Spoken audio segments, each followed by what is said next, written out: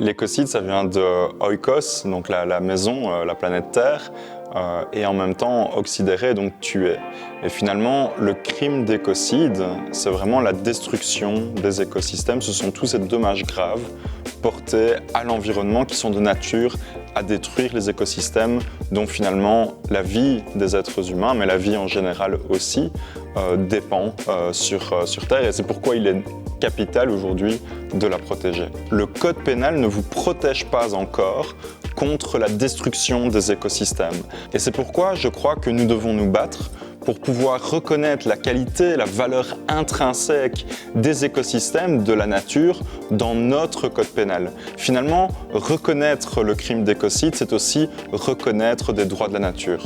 À un moment donné, c'est important que l'État puisse aussi se porter garant de la protection de l'environnement. Et c'est là toute la différence entre le civil et le pénal, c'est qu'au pénal, vous avez le ministère public, le procureur de la République ou le procureur du roi ici en Belgique, qui peut agir au nom de la société, au nom de l'intérêt public que représente la sauvegarde de la planète.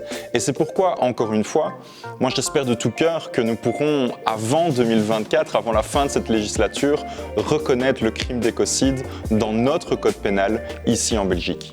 Et aujourd'hui, l'absence de reconnaissance de crime d'écocide nous empêche finalement de gratter et de pouvoir poursuivre ces crimes.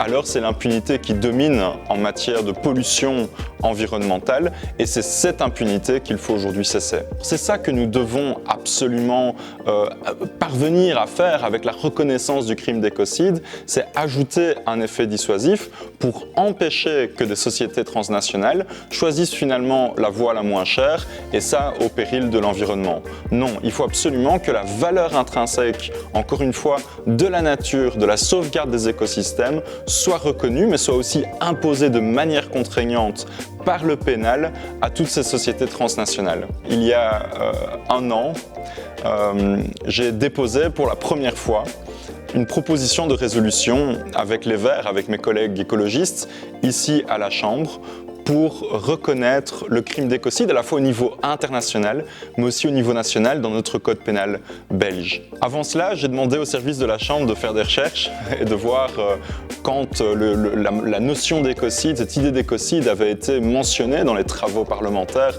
depuis 30-40 ans. Eh bien, figurez-vous que pas une seule fois, le mot écocide n'avait été prononcé dans un discours, dans la moindre question parlementaire.